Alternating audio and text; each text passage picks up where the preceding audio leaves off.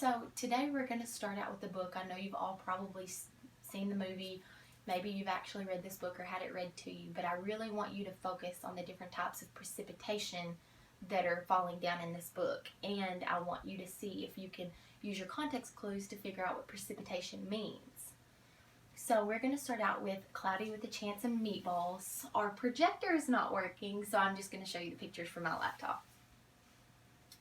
So, Cloudy with a Chance of Meatballs. We were all sitting around the big kitchen table. It was Saturday morning, pancake morning. Mom was squeezing oranges for juice. Henry and I were betting on how many pancakes we could each eat, and Grandpa was doing the flipping. Look at Grandpa flipping those pancakes. Seconds later, something flew through the air, headed toward the kitchen ceiling. Oh my gosh, look at that. And landed right on Henry.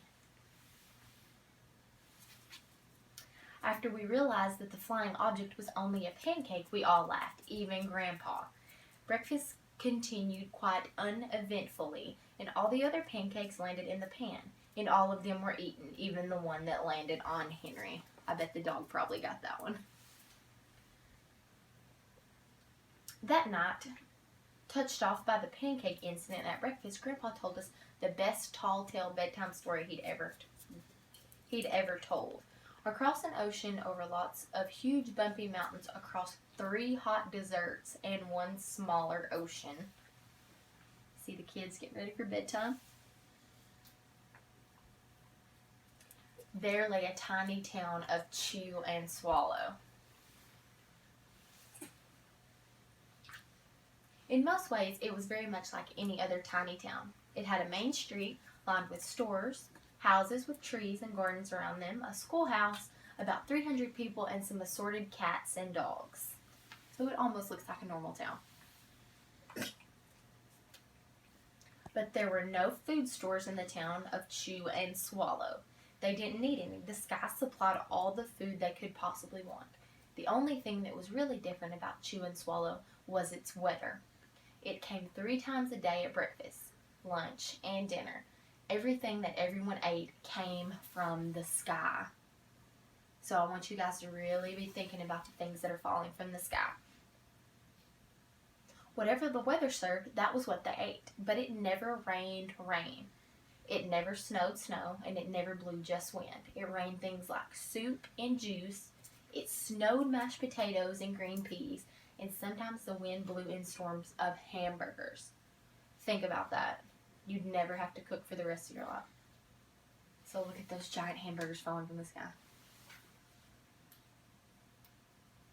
The people could watch the weather report on television in the morning, and they would even hear a prediction for the next day's food.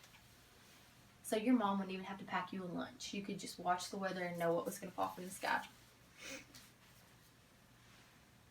When the townspeople went outside, they carried their plates, cups, glasses, forks, spoons, knives, and napkins with them.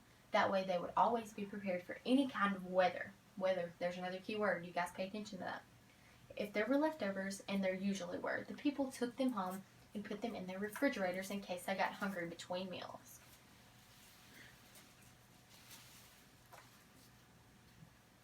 The menu varied. By the time they woke up in the morning, breakfast was coming down. After a brief shower of orange juice, low clouds of sunny-side-up eggs moved in, followed by pieces of toast. Butter and jelly sprinkled down for the toast, and most of the time it rained milk afterwards.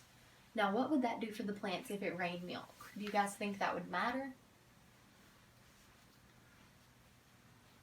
For lunch one day, frankfurters, already in their rolls, blew in from the northwest at about 5 miles an hour.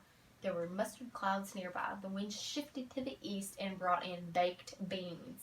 A drizzle of soda finished off the meal. Dinner one night consisted of lamb chops, becoming heavy at times with the occasional ketchup. Periods of peas and baked potatoes were followed by gradual clearing, with the wonderful jello setting in the west. So think about that. The lamb chops got heavy, so they fell from the clouds. Do you think that maybe that has something to do with why the rain falls from the clouds? The sanitation department of Chew and Swallow had a rather unusual job for a sanitation department. It had to remove food that fell on the houses and sidewalks and lawns. The workers cleaned things up after every meal and fed all the dogs and cats.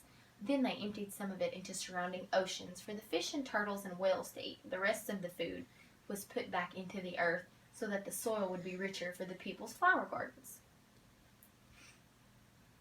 Like for the townspeople, was delicious until the weather took a turn for the worst. One day there was nothing but gorgonzola cheese all day long. The next day there was only broccoli all overcooked. And the next day there were Brussels sprouts and peanut butter with mayonnaise. I don't know about you guys, but that doesn't sound very good to me. Another day there was a pea soup fog. No one could see where they were going, and they could barely find the rest of the meal. They got stuck in the fog. Do you think that that would be bad every day if it only rained or if it only snowed and you never had a different variation in the weather? The food was getting larger and larger, so were the portions. People were getting frightened. Violent storms blew up frequently. Awful things were happening. One Tuesday, there was a hurricane of bread and rolls all day long and into the night. So remember that word hurricane because we might use it in our lesson later. There were soft rolls and hard rolls, some with seeds and some without. There was white bread and rye and whole wheat toast. Most of it was larger than they had ever seen bread and rolls before. It was a terrible day. Everyone had to stay indoors. Roofs were damaged, and the sanitation department was beside itself. The mess took the workers 4 days to clean up, and the sea was full of floating rolls. Look at those rolls. To help out, the people piled as much bread as they could in their backyards. The birds picked at it a bit, but it just stayed there and got staler and staler. There was a storm of pancakes one morning and a downpour of maple syrup that nearly flooded the town. A huge pancake covered the school. No one could get it off because of its weight, so they had to close the school. Imagine we couldn't come to school because a giant pancake fell on top of it. Lunch one day brought 15-inch drifts of cream cheese and jelly sandwiches. Everyone ate themselves sick and ended with a stomachache. There was an awful salt and pepper wind accompanied by an even worse tomato tornado.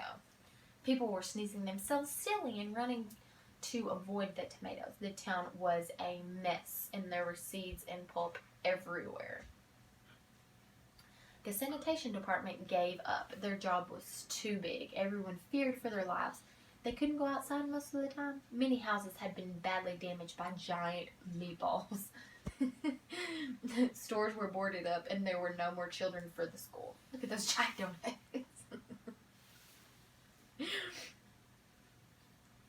So a decision was made to abandon the town of Chew and Swallow. It was a matter of survival. Giant hamburgers and pancakes, think about that. Would that be scary? The people glued together the giant pieces of stale bread, sandwich style, with peanut butter, took the absolute necessities with them, and set sail on their rafts for new land. After being afloat for a week, they finally reached a small coastal town which welcomed them. The bread had held up surprisingly well enough for them to build temporary houses for themselves out of it. Looks like gingerbread houses almost. The children began school again. The adults all tried to find places for themselves in the new land. The biggest change they had to make was getting used to buying food at a supermarket. They found it odd that the food was kept on shelves, packaged in boxes, cans, and bottles. Meat that had to be cooked was kept in large refrigerators. Nothing came down from the sky except rain and snow. The clouds above their heads were not made of fried eggs. No one ever got hit by a hamburger again. And nobody dared to go back to Chew and Swallow to find out what had happened to it. They were too afraid. Henry and I were awake until the very end of Grandpa's story. I remember his goodnight kiss. You guys think Grandpa was telling the truth? You never know.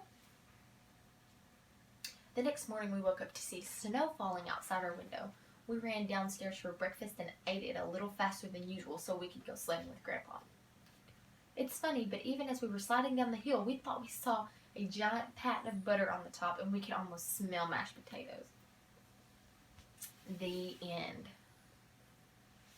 So I want all of you to think about what you might have learned from that story, and do you have any idea where I might be going with this lesson? What's some other things that I could write? Cloudy with a chance of Go ahead. Pizza. Pizza. Let's write pizza on there. Anything else? Root beer. Ugh. Root beer? Let's take one more crazy suggestion. Waffles. Waffles. Almost like pancakes, huh? So now that we've thought about all these fun things that could come down from the sky, and honestly, I wish it would all happen. That way I would never have to make food for myself again. But what's something that really falls from the sky? Usually rain, maybe, snow. You guys know what sleet is? Anything else? Well, we'll cover that when we get back into our lesson, but it's fun to dream, right?